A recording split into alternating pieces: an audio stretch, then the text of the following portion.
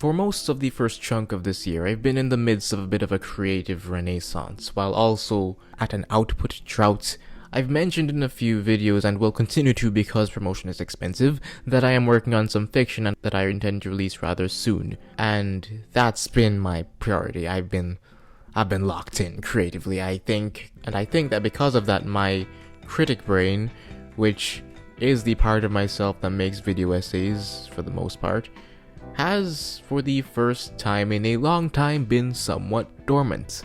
I have not been thinking about media analysis or discourse or fandom or anything like that. I've been making things. I've been thinking about ideas, the effectiveness of the communication of those ideas and those feelings. I've also been going a bit mad because those ideas have remained within me for so long and I haven't been able to put them out anywhere. I think, especially since doing YouTube and starting my review page on Instagram, the critic brain, which is the one that thinks about things in a very straightforward, logical way, had taken over for a while, but recently I've allowed the romantic artist who feels first and thinks later, diving into the work without even the slightest thought of ratings or whatever, to take over. It's become difficult and almost insufferable to do media analysis stuff or even look at this stuff. I've been allowing myself to feel and experience things as they are, as they come to me, and executing those things the way they ought to be executed. This may have resulted, though, in an increasing lack of care about little star ratings that I would usually put beside my films on Letterboxd.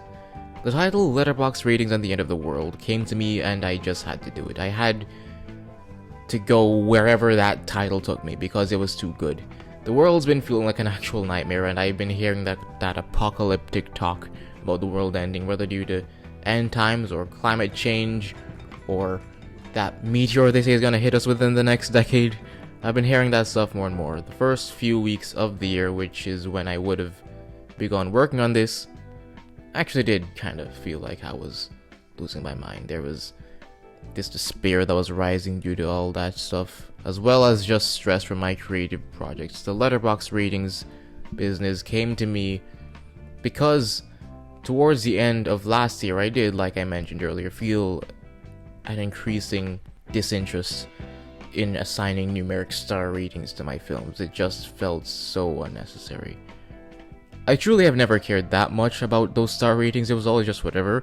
So it just became easier not to rate stuff. But there is that feeling that the films become bigger than me when I just leave them there. I realized a certain parallel between the way I was feeling about my film watching and media consumption, along with how I was processing the things happening in the world.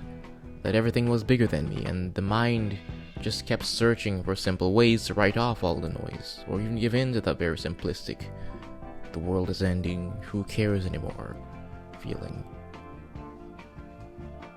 Because I'm making a video about Letterboxd though, I do expect to get a large influx of people going to my page. That happens whenever I make a film-centric video, but this brings up something I've noticed happening, and an issue I want to nip in the bud right now. I've seen a little thing happening, and it's my own fault, really. I'm reading comments here and on Patreon sometimes, and I feel like it's as good as a time as any, with a topic as frivolous as this, to have some dialogue. I can see the crumbs, I can smell the smoke over the horizon of an issue I've observed here on YouTube, particularly video essay tube, for years, and was literally one of the main factors that made me hesitant to do YouTube from the jump, especially dipping my toes into politics at all. I need you all to recognize that I'm a real person. Alright, here's the thing, right? I've had to record and re-record this thing several times because I keep genuinely sounding like mad. If at any point I sound genuinely like annoyed, I'm talking to concepts, alright? I'm talking to ideas. I'm not talking to you. I'm talking to ideas that exist in my head, alright? I'm talking to the potential of things, not actual things. Okay, but look, I have noticed this phenomenon of creators having to face the audience they've amassed and having to deal with the consequences of the character potentially contrasting with the actual person.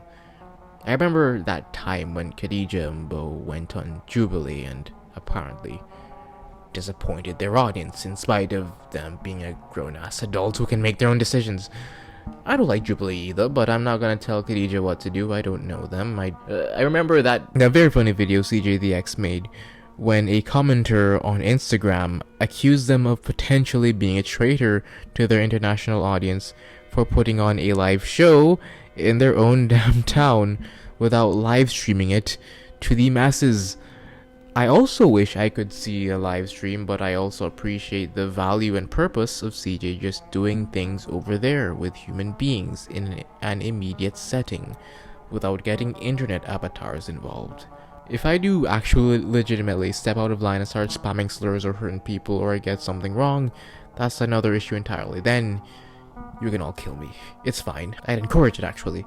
Now, you left a comment on my Patreon a month ago on a completely unrelated post asking why I gave Forrest Gump 5 stars on my Letterboxd and how that makes no sense to you. Now, I don't think I really need to tell you all that, but then when I came to YouTube to promote this video, a good month later, you asked me again, this time drawing a little bit more attention.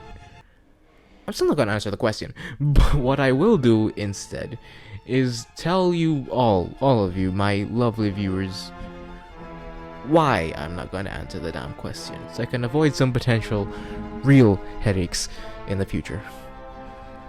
This video was about why ratings are arbitrary and don't matter, and art is dimensional, nuanced, and there are many points of connection and disconnect, many things you can and can't get out of media, and trying to categorize art or people into tiny bites. While it can be useful for navigating your way through the world, there are always things that will be left on the chopping board. My first impulse was and has been not to give the question any attention at all, because first and foremost, we're opening the floodgates for me to have to make every film take I've had for the almost 6 years I've been using Letterboxd make sense to strangers online. I am genuinely shocked that my 1,000-year-old rating of Forrest Gump, which has a majority rating of 5, by the way, is getting me eyeballs before my rating of Hamilton, which makes way less sense. By the way, like, truly, why is a positive rating of one of the most famous critically acclaimed movies of all time getting me in trouble before a 1-star rating of Hamilton? There are actual legitimate reasons I would understand if you question my character for giving Hamilton, of all things, that rating. That is way more egregious, I think. Like Forrest Gump, though, I do remember why I rated it what I did, but that was a long ass time ago, and I really don't feel like I owe the world explanations for takes that old. Let me tell you something. I watched Forrest Gump one time in the dead of night in November of 2020. I would have been just a mere few weeks into my 17th year walking this earth. When you are asking why I just love Forrest Gump, you aren't talking about me. I don't know how I feel about Forrest Gump. I don't think about that movie at all. I watched it one time and rated it 5 stars. That one time, because I liked it. That one time. I've not seen it since. I'm not particularly interested in watching it to see if my thoughts have changed, because I don't really go for that kind of thing anymore. The person who watched that film that one time's favorite director was probably Quentin Tarantino.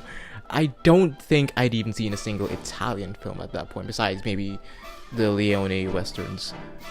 That was probably back when I still wouldn't have even confessed to myself that I loved hip-hop. I opened my last video with MF Doom. I need you to understand something. To you, 2020 may not be that long ago, 17 may not even seem that young an age. But for me, interrogating me over a film I watched in that particular epoch of my life literally feels like you barging into my room, bringing up a diary entry, because that is what Letterboxd is, it's a film diary. And bringing up June 2009, you rated Mickey Mouse Clubhouse 5 stars. What are you, some kind of child? I know what's going on in my life then, you might not. That was not the person you know now. I know what happened between me then and now. I know that lore. You know what I allow you to know. Because of how much I allowed a lot of you to know, you may perhaps be forgiven for believing that you know more than you actually do. And that's the real touching thing about all this for me. Not knowing why I then would have liked a movie like that only displays a reminder to me of how little you guys ultimately do know me. One of the problems with Letterboxd, which I'm growing to appreciate now, that I am moving away from star ratings, is that permanence of the star ratings. So the truth of it is, according to my profile and my rating, I do love Forrest Gump. I have it at 5 stars. But I know that I would have watched it so long ago, that abstract collection of pixels hardly represents me. I might as well have it blank. I cannot stress this enough. I do not think about the movie at all. I guess I can't follow people too hard though. When I started getting some traction on Letterboxd because of what I do here, I did consider putting something on my profile that says pretty much disregard any rating or review pre-2023, possibly 2022. But I decided against it because, in spite of everything, I do kind of feel like my Letterboxd is for me. Sure, now I bear in mind more that I have more eyeballs on me and I will write my reviews with that in mind. But then, I shouldn't be having to apologize or answer for my own unique experiences with films, especially those I would have seen so long ago. I mean, I understand I would have beer now. My current relationship with Letterboxd, after having a very public relationship with Letterboxd, is that I'm really kind of chilling because these people are coming after my reviews and I'm just here to have a good time and be a little bit of a fool. Even now, I rewatched all of David Lynch's features besides Dune on the week that he died. I wish I could have retracted all those ratings. They all defy rating. They're so wonderful in unique and beautiful ways. I don't want to murder them with abstract numbers, but I already have. Long ago, when I would have seen each of them for the first time. Now I've seen all of them multiple upon multiple times over. I know why Forrest Gump is, controversial. The movie is pretty much a pro-American dream, conservative fantasy whose ultimate message can be interpreted as, be nice and stupid, and you will succeed. Think, and you get punished. Probably very ableist too, based on what I remember, because again, I basically watched that thing in a past life.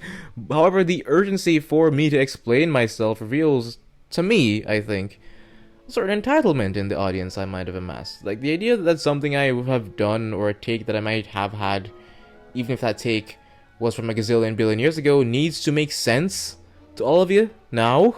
My most viewed video ever is me speedrunning a bunch of media that I love dearly, and talking about why their portrayal of women is misogynistic. My favorite show ever is Boy Meets World, and I made a 4-hour-long video about how, in spite of how much I detest most of its rhetoric, I love it more than ever now. I continue to talk about Seinfeld as a comfort show for me. Have you seen or heard what that man's been doing or saying lately? Boy, I wish I made that Gerard Carmichael video better, because it only becomes more and more relevant. This video I spoke about Luigi Mangione, or at least the narrative of Luigi Mangione, because, like I said, he's pled not guilty. He probably isn't even the guy. But the thing about that whole tale that fascinates me is the narrative. It's the story. The effects that the narrative has, and that the action had on people, and the ideas that it awoke within those people. Luigi himself was probably just a guy. The healthcare CEO is always going to be replaced. Individuals don't change the world, It's the ideas, and how those ideas affect people. At this point, I almost definitely need to make another video about that line between being a creator and an artist, because it was also after making that Jared Carmichael video, I realized I'm not going to be doing this forever. I think I have a very finite number of video essays in me, and I don't know if I'm necessarily built for this. I make art, and based on the best parts of my stuff that people seem to take away, I speak to people's hearts. I make my internet videos the way I make my stories, but more and more I question that approach. Not necessarily if it can be done, but if it is a thing that should be done. If this is not even the best, but a healthy way that the things in my mind should be expressed. Like I said before, to the one person who started all this is not on you personally. You just asked an innocent question to a creator you're a fan of, but I'm speaking to the role of the creator online and the relationship that that person should have with their audience. Like when I watch, say, a Letterboxd top 4 interview thing, I watch those with an understanding that I don't know these people, and there is a multitude of reasons why they might get value out of the films they list. I saw an interview with Quinta Brunson and Rob McElhenney, I think that's how it's pronounced, the Always Sunny guy, and Rob said that The Cosby Show was one of his formative sitcoms. Now, for an internet brain, you might be shocked or be curious why he's praising a show made by a rapist, but because I'm watching this interview with this famous sitcom showrunner, there is an understanding that The Cosby Show is one of the most iconic American sitcoms of all time. There is less of this rigid box and more of an understanding that this is an artist who works in the craft and might respect the craft, or the show just meant a lot to him as a child. In any case, this is a real person who I don't know, but because I'm here speaking very directly, my audience may falsely believe that they know me because they know this character in this box that speaks specifically to them. I don't like that. I come here and half pretend to crash out over a non-issue like a rating of Forrest Gump I gave some years ago because it reminds me of a very real problem that I have with this shop. If I was just an eccentric comic book artist who only ever emerges once in a while with a new project, no one would care or feel this ownership over my mind.